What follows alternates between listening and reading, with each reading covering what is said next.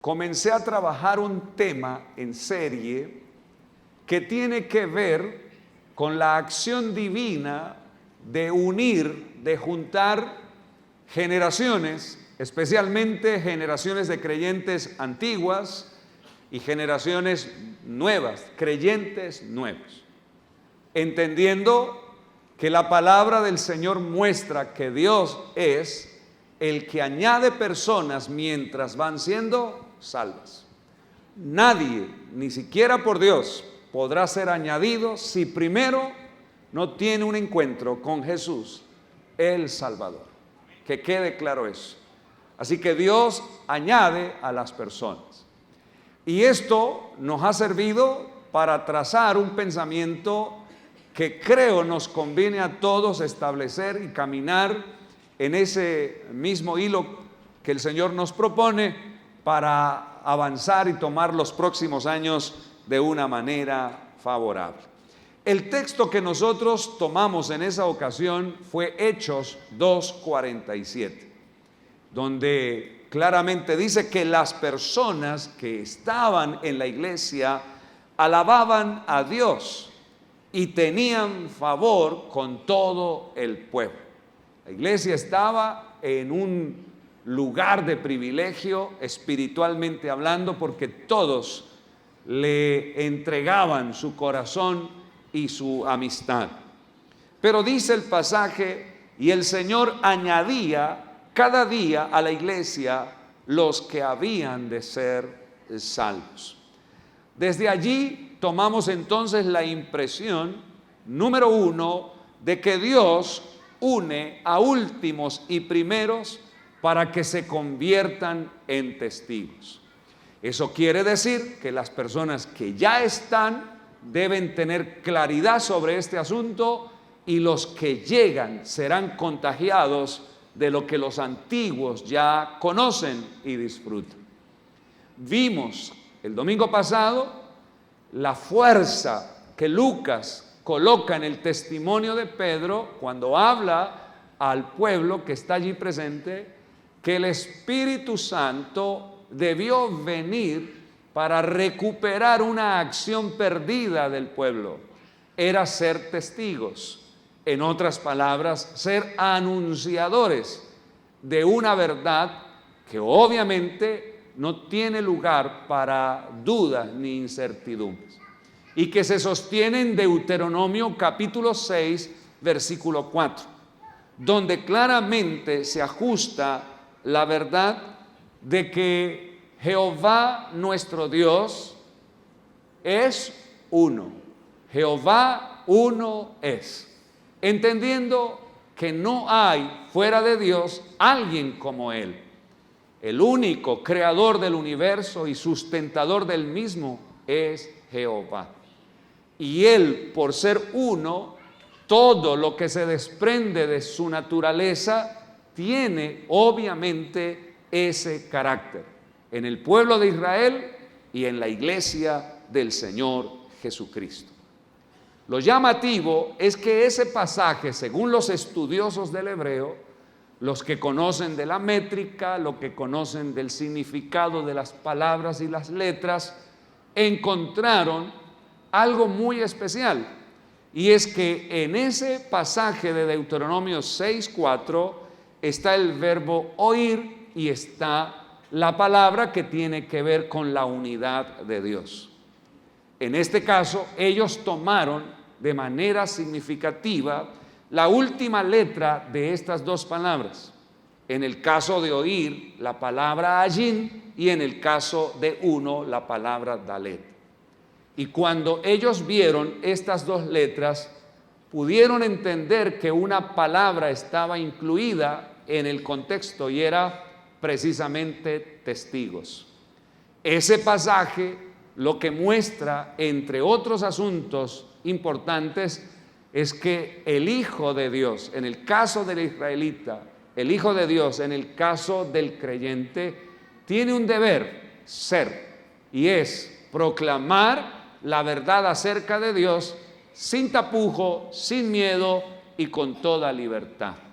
Pero solo puede una persona que ha muerto a sí mismo para vivir para Dios y que puede convertirse en un estandarte que proclama ciertamente quién es Dios y lo que Dios hace también. Así entonces entendemos que usted y yo recibimos al Espíritu Santo no solo para cuestiones de habilidades, sino para cuestiones del ser, de la manifestación del ser. Todos necesitamos al Espíritu Santo para ser testigos. Así que ninguna persona debería desconfigurar el deseo de Dios. Todos podemos proclamar su nombre sobre todo nombre. Él es el único Dios verdadero. Hoy vamos a trabajar una segunda parte de este mensaje. Y esta segunda parte tiene que ver con la acción de Dios que une a últimos con los primeros en el ejercicio del liderazgo neotestamental. Es muy importante entender que el pueblo de Dios tiene liderazgo. El primer nivel de liderazgo está en Dios mismo, por supuesto. Pero Dios, en su sabiduría, en su forma de ver al hombre, estableció una necesidad de que alguien pudiese ayudarle a él en la dirección de su pueblo. Querramos o no, nos guste o no, el diseño de Dios incluye personas que ayudan en la dirección espiritual de las gentes. En este caso, entendemos ya ubicados en el Nuevo Testamento que son los apóstoles, los privilegiados de guiar a esas personas.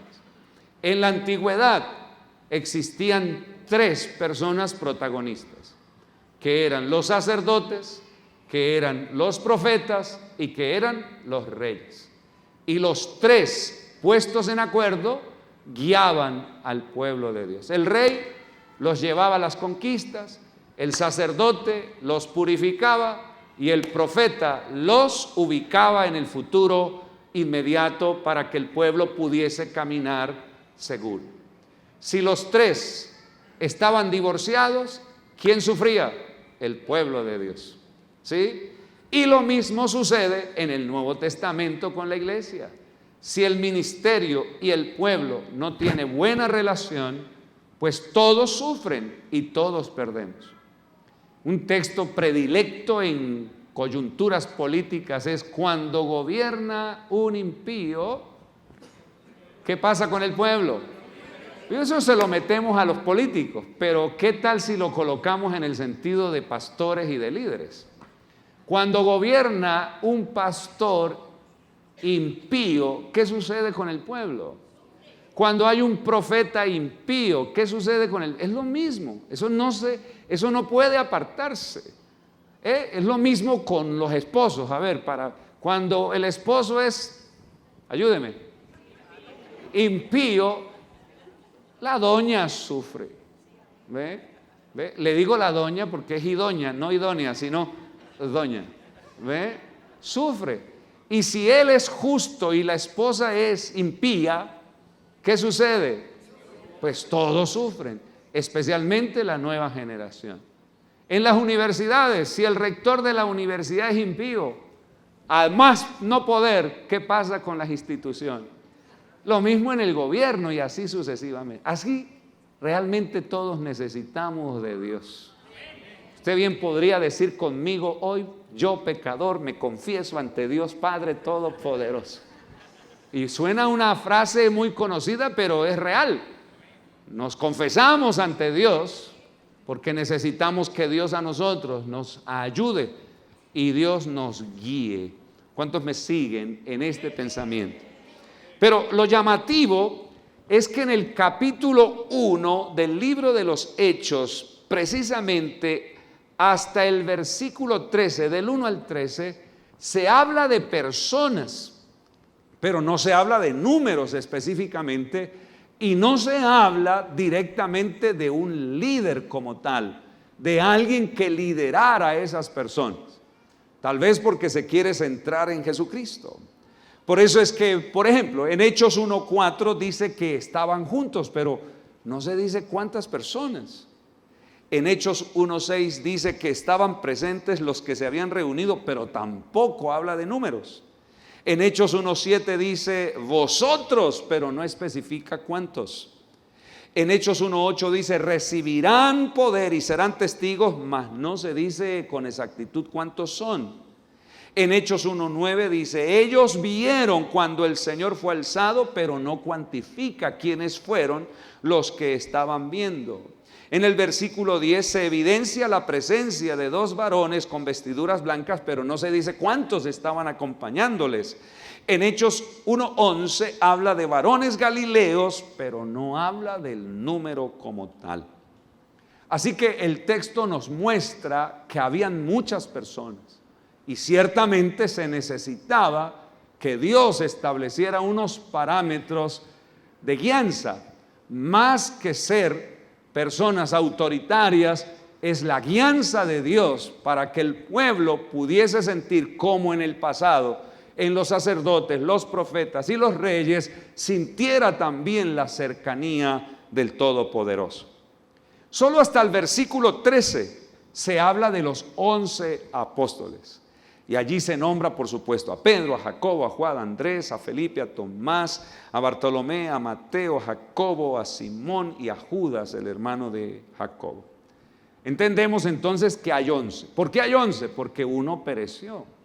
Porque uno, por causa de su transgresión, pereció. ¿Ve? Así que hay 11. Pero lo llamativo aquí es que en el versículo 14, en medio de la perseverancia de la oración entre hombres y mujeres, hombres con mujeres, pues se habla ya en el versículo 15 de un aproximado 120 personas. 120 personas que necesitaban un equipo de líderes que pudieran guiarles en torno a lo que Dios había establecido para ellos. Entonces aparece Pedro. Por alguna razón Pedro se levantó como la persona más visible en el momento, como la persona de referencia, y se levantó según el versículo 15 para hacerles a ellos mención de algo muy importante. Como lo dice el versículo 16: varones, hermanos, era necesario que se cumpliese la escritura en que el Espíritu Santo, note, habló antes por boca de David acerca de Judas, que fue guía de los que prendieron a Jesús y era contado con nosotros y tenía parte en este ministerio. Y el versículo 20 dice: porque está escrito en el libro de los Salmos, sea hecha desierta su habitación y no haya quien more en ella y tome su oficio. Miremos algo que es importante. Para el apóstol Pedro, una figura representativa, profética, fue David. En varias ocasiones, Pedro menciona a David como su referente profético. La boca de Dios para Pedro, entre otros, pero específicamente importante, David. Y él se remonta 1030 o 1100 años atrás para recordar que él habló y se registró en los Salmos el episodio con Judas. Y es muy llamativo porque él mismo está notando que falta alguien. Sus coequiperos están notando que falta alguien. Pero recuerdan que de Judas habló David. Y David habló de Judas de una manera muy objetiva en Dios. O sea, habló con justicia, porque reconoció el extravío de Judas y por esta razón el vacío físico y el vacío como aportante apostólico. Pero también el profeta David, y esto me parece espectacular y debemos aprenderlo porque es la naturaleza de Dios, está mostrando el reconocimiento a Judas mientras Judas estuvo cuerdo, por así decirlo, mientras Judas estuvo sobrio de manera especial. Sí, él hizo lo que hizo y eso le costó, por supuesto, pero eso no es el todo, eso es parte de la grandeza para la obra redentora del Señor. Pero lo interesante es que a pesar de lo trágico del testimonio de Judas, David, y en este caso Pedro, delante de todos, y Lucas, que es el escritor, resalta que Judas fue uno de ellos y que Judas cumplió con sus labores como apóstol. Y esto es maravilloso, es naturaleza de Dios, repito, y que nosotros debemos aprenderlo. Porque cuando nosotros tenemos, en el caso de personas que son figuras públicas o religiosas, nosotros por lo general nos quedamos muy estancados en el error de la persona, y con esto no estoy diciendo que no sea importante ver el error de la persona, no, hay que verlo. Cometió un error, un fraude, cometió un hecho vergonzoso que no nos bendice, eso se resalta. Pero entre esto y lo que hizo, el profeta resalta lo que hizo. Y eso me gusta mucho, porque debemos aprenderlo nosotros. Nosotros somos parte de una cultura que hurga mucho aquí, ¿sí? Y no reconoce lo de acá. Sí, tropezó, pero mientras estuvo lúcido, aportó demasiado. Mientras estuvo lúcido, su riqueza nos enriqueció a nosotros. Mientras estuvo lúcido, sus garantías garantizaron para nosotros una vida también saludable. Nosotros no somos de ese corte como el de Dios. Si lo es así, lo felicito. Si no, pues tenemos que aprenderlo, porque de eso se trata, de ser edificados en el Señor. Nosotros necesitamos ser de la mirada de David, de Pedro y de Lucas con respecto a Judas. Pero lo interesante es esto: qué grandeza la de Pedro al entender que había un diseño y se necesitaban 12 y había que, más que ocupar el espacio, honrar el número de hombres que Dios había establecido, que eran 12. En otras palabras, si no completamos el grupo de ministros, no podemos avanzar para guiar a estas personas.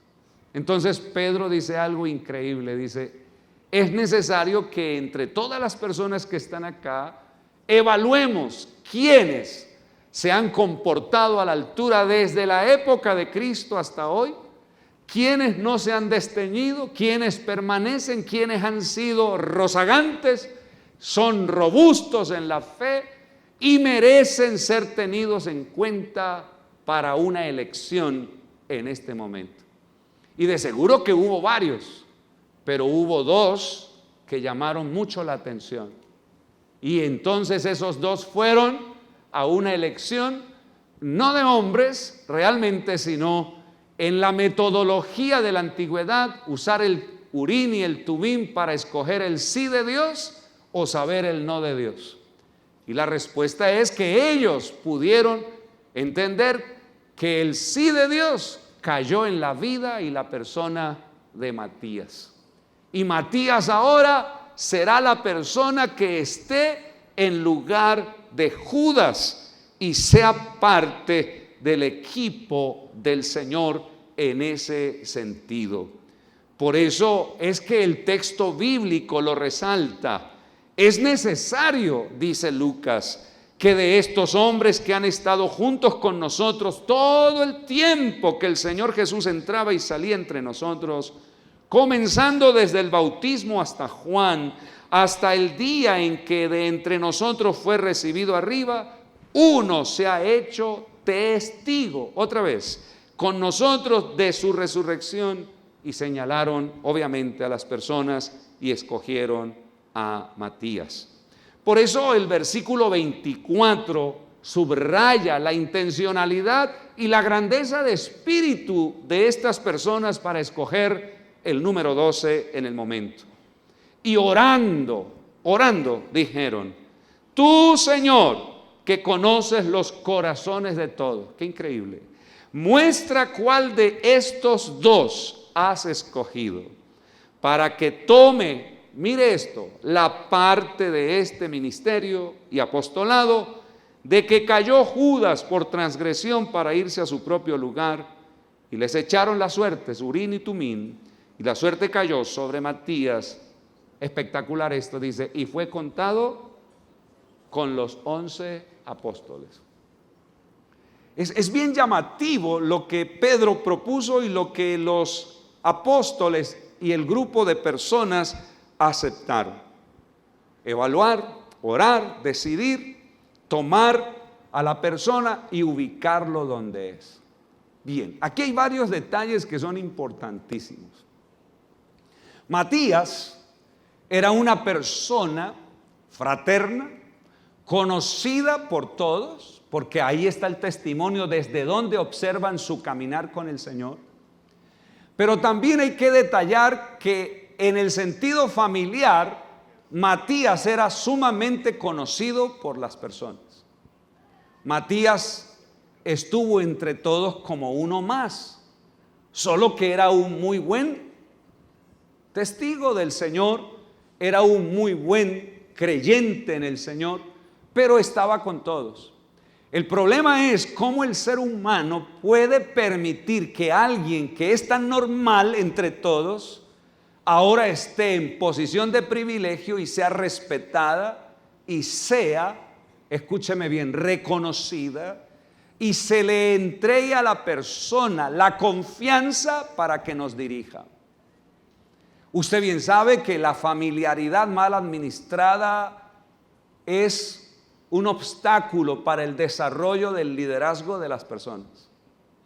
Y los que menos de pronto apoyan o creen son los que estuvieron acostumbrados a tratarlo en un sentido sencillo, pero ahora está como apóstol.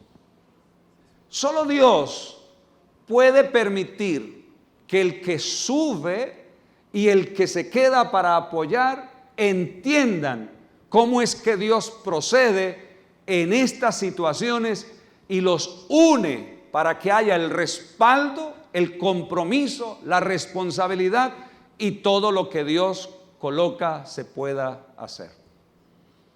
Es bien llamativo porque también en medio de las personas uno podría decir, él es el reemplazo de Judas, pero el texto no habla de reemplazos. Proféticamente dice, tomará su lugar.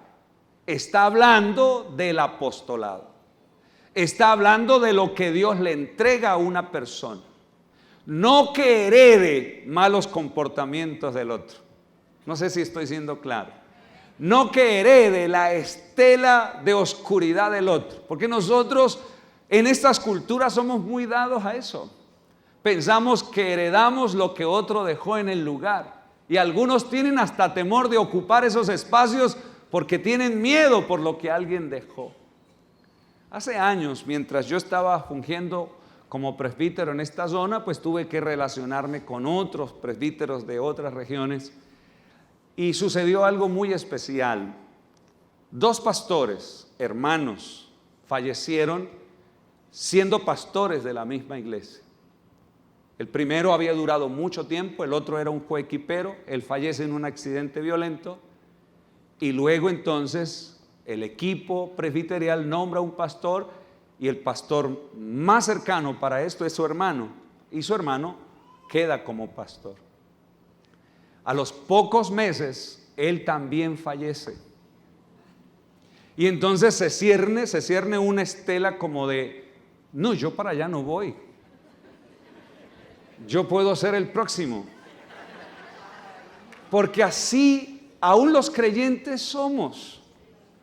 Vivimos con una serie de pensamientos extraños. Arrienda una casa y le dicen, aquí todos han muerto de cáncer, 5 que murieron, y dice, no, yo ahí no me meto ni loco. Esa casa tiene, pero se supone que usted es luz y sal, se supone que usted es la lámpara de Dios allí, por así decirlo. Yo soy la lámpara de Dios allí donde está. Nosotros estamos viviendo en un lugar donde falleció una persona. Y el comentario era que siempre aparecía la persona que falleció a la puerta del apartamento. Pues, ¿qué cree que hicimos? Pues a vivir allá. Y mi esposa me dijo una vez riendo, y si la encontramos pues la saludamos, porque ¿qué más podemos hacer, no? O se asusta ella con nosotros o nosotros con ella, pero con la persona. Y suena como broma, pero así es. Y si uno camina por el lugar es como desconfiado. Por favor. Lo mismo es con los ministros. No, en esa iglesia han caído tantos y tantos y tantos. No, yo ahí ni me acerco. Pero se supone que si fuese así nadie podría vivir en la tierra, porque todos vivimos en la tierra. Tendríamos que irnos para otros lados, no sé para dónde. La presencia de Dios llena la tierra. El conocimiento de Dios llena la tierra. Y los que temen a Dios tienen asegurada en esa comunión una victoria en Dios. Dígame una cosa. Qué tremendo que a uno le dijeran así: Matías, el que está reemplazando al traidor. Muy maluco, muy maluco. No hay una evidencia de que a él se le haya tratado de esa forma. Por el contrario, se le reconoció su apostolado. Pero ¿quién era Matías? El que dictaba las escuelas, pero ahora es el apóstol. ¿Quién era Matías? El portero. ¿Se acuerdan del portero? El portero ese risueño que estaba ahí, amable, cordial. Ahora es el apóstol. ¿Se acuerdan del que recogía las ofrendas? Ese es el apóstol ahora. La cuestión es, ¿quién puede respetar a alguien a quien Dios coloca en semejante posición? Y que el que es colocado en esa posición no se le olvide que no es para que lo honren, sino para servir, para servir, para servir, para servir, para servir a unos y a otros, servir en todo el sentido de la palabra. La iglesia debe aprender sobre esto, ¿sabe? Porque a veces nosotros somos frustradores de voluntades como la de Dios con las personas. Pero eso sí, las personas a las que Dios vaya levantando deben tener conciencia de que deben saber para qué Dios los coloca en esos lugares. Servicio a las personas. ¿Cuántos dan gloria a Dios por eso? Detalles que hay en el texto y que de pronto uno no percibe y que están allí. Pero yo sé que usted se está haciendo la pregunta del millón. Pastor, demuéstreme que a Matías lo respetaron. Pastor, demuéstreme, porque hay muchos predicadores que dicen que el que debió estar como 12 fue Pablo y no Matías. Cuidado, eso es un irrespeto a lo de Dios. Porque si está registrado, inspirado por el Espíritu, es porque eso es importante. ¿Ve? Pablo debió ser. Pablo fue lo que fue. Y Matías fue el privilegiado de tomar el oficio que proféticamente alguien 1000 años antes, alguien como David dijo: ahí estará Matías, en su momento lo levantarán. Bendito sea el nombre del Señor. Nada que Matías buscó. Matías simplemente estaba con el Señor y el Señor lo levantaba poco a poco a él. Pero le voy a demostrar esto con la palabra. Mire lo que dice el libro de los Hechos, capítulo 2, versículo 42. Mire esto, 2:42. Y perseveraban en la doctrina de los apóstoles, en la comunión unos con otros, en el partimiento del pan y en las oraciones. ¿Cuál de las impresiones que están en ese versículo es el que permite la mayor impresión de armonía al interior del cuerpo de Cristo en ese momento? La comunión unos con otros. Parece que todo el mundo estuvo agradado con lo que se escogió, la persona que se ubicó, la persona que fue puesta en lugar de otros, porque tal vez lo merecían también, pero Dios escogió a esta persona. En lugar de ponerse en amargura, en estrés, lo que hicieron fue reconocer al hombre. Qué bonito, ¿cierto? Qué lindo es eso. Pero hay algo más. Dice que todas las personas, 3,000 que se añadieron, más los 120, quítele los 12 que hay ahora. Dice, perseveraban en la doctrina de ¿quién? De los apóstoles. Y ahí está Matías ahora. Y en la doctrina de los apóstoles están los elementos fundamentales de la fe. Aleluya.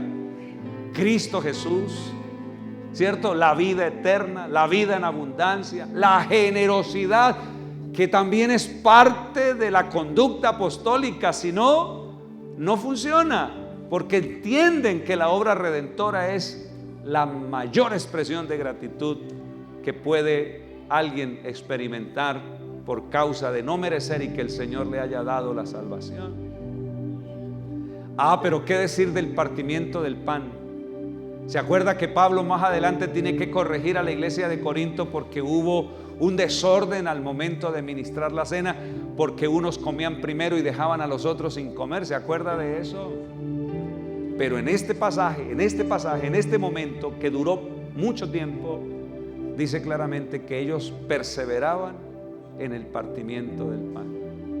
Y no perseveraban porque les costara trabajo, sino por el ejercicio repetitivo de la piedad y de la fe que había en ellos. Extraordinario.